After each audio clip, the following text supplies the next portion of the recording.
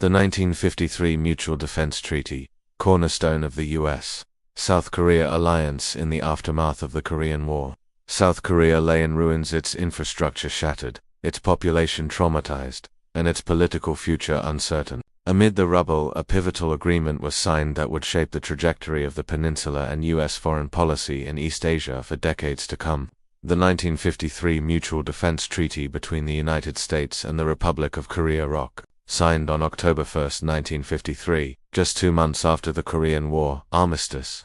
The treaty was more than a symbolic gesture of solidarity, was a strategic and binding commitment to collective security, regional stability, and long-term cooperation.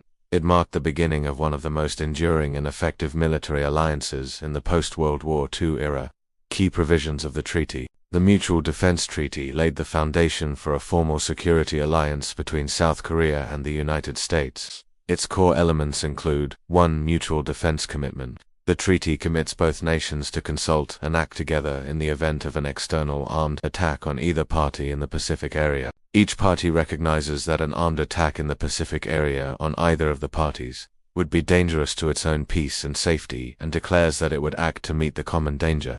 Article 3. Mutual Defense Treaty. This clause closely mirrors the collective defense language of NATO's Article 5, signaling a serious and credible U.S. commitment to South Korea's security. 2. Stationing of U.S. forces. The treaty authorized the continued presence of U.S. military forces in South Korea. In practice, this meant establishment of permanent U.S. military bases, especially near the Demilitarized Zone, DMZ, long-term deployment of U.S. ground, air, and naval units on South Korean soil, integration of the U.S. military into Korean defense planning. This permanent presence not only deterred North Korean aggression, but also served broader U.S. strategic interests in the region. 3. Framework for ongoing military cooperation. The treaty formalized a structure for military consultation, joint training, information sharing, and defense coordination. Over time, this evolved into regular combined military exercises like Foal, Eagle, Ulchi, Freedom Guardian, and Team Spirit. Establishment of the United States Forces Korea USFK Command. Creation of the ROK U.S. Combined Forces Command, CFC, in 1970 ATA binational military headquarters responsible for wartime operations. These mechanisms ensured that the two militaries remained closely linked in strategy, readiness, and interoperability. Why the treaty was and is so important. 1. A lifeline for post-war South Korea in 1953. South Korea faced a precarious future.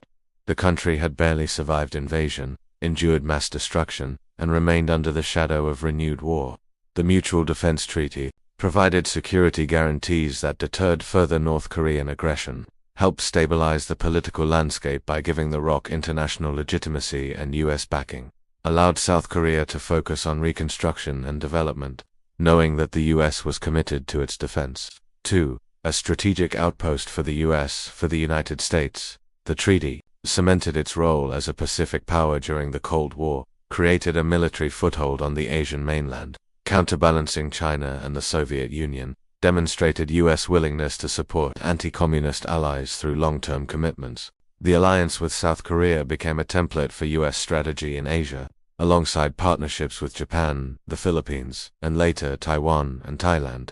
3. A long-term alliance, not just a wartime pact. Unlike temporary coalitions, the U.S.-ROK alliance endured and deepened long after the Korean War. The Mutual Defense Treaty survived changes in leadership, domestic politics, and global strategy, adapted to new threats, including nuclear proliferation and cyber warfare, became a platform for broader cooperation beyond the military, spanning economics, diplomacy, education, and technology. Enduring relevance in the 21st century. More than 70 years later, the Mutual Defense Treaty remains a pillar of regional security. Despite major shifts in the global order, the agreement has held firm through North Korea's nuclear development, including repeated missile tests and threats, shifts in U.S. administrations, from Eisenhower to Biden, each reaffirming the alliance, debates over defense cost-sharing and troop presence, which occasionally strain but never break the partnership. As of today, about 28,500 U.S. troops are stationed in South Korea.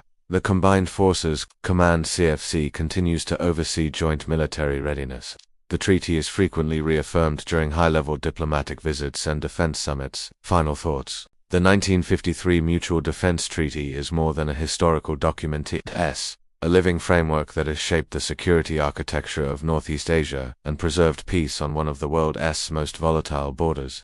For South Korea, it represents an ironclad commitment from a global superpower. For the United States, it is a testament to the value of steadfast alliances grounded in mutual interest, trust, and shared sacrifice. In a world where alliances are often tested and questioned, the U.S. South Korea Defense Treaty stands out as a model of strategic endurance and bilateral resilience, a cornerstone not only of Korean security but of American engagement in Asia.